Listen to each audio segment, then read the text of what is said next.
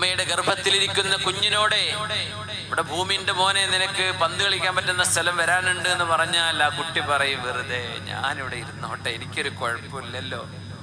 എന്തിനാ അതൊക്കെ അല്ല മോനെ, നിന്റെ കൈയൊക്കെ നിനക്ക് സ്ട്രെച്ച് ചെയ്യേണ്ടപ്പോ ഇങ്ങനെയല്ലേ ഇരിക്കണത്. കൈയൊക്കെ സ്ട്രെച്ച് ചെയ്ത് നിനക്ക് ഒരു പക്ഷെ ഹൈ ജമ്പും ലോങ് ജമ്പും ഒക്കെ ചെയ്ത് നീന്തി തുടിക്കാൻ പറ്റുന്ന കുളങ്ങള്, പന്ത് കളിക്കാൻ പറ്റുന്ന സ്ഥലം, ഫുട്ബോൾ കോർട്ടുകള്, ടേബിൾ ടെന്നീസ്, ബാസ്കറ്റ് ബോൾ കോർട്ടുകള്, എന്തൊക്കെ കളറുകളും നിറങ്ങളുമുള്ള കുന്നുകളും മലകളും സമുദ്രങ്ങളും ജലാശയങ്ങളും തടാകങ്ങളും കടലുകളുമുള്ള ഒരു ലോകത്തേക്ക് നീ വരും കേട്ടോ എന്നാ കുട്ടിയോട് പറഞ്ഞാൽ ഗർഭത്തിലിരിക്കുന്ന കുട്ടിക്ക് അത് വിശ്വസിക്കാൻ കഴിയുമോ?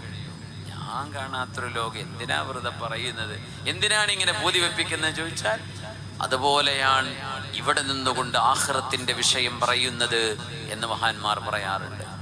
ഇവിടെ നിൽക്കുമ്പോഴേ അതൊക്കെ ഉണ്ടോ? ഗർഭത്തിലിരിക്കുന്ന കുഞ്ഞിന് തോന്നിയത് അതായിരിക്കണം. ഇനി വലിയൊരു ലോകത്തേക്ക് ഞാൻ പോവുകയാണ് അത് പറഞ്ഞാൽ കുട്ടിക്ക് വിശ്വസിക്കാൻ പറ്റിക്കൊള്ളുന്നില്ല. പക്ഷേ ജനിച്ചു വീണപ്പോ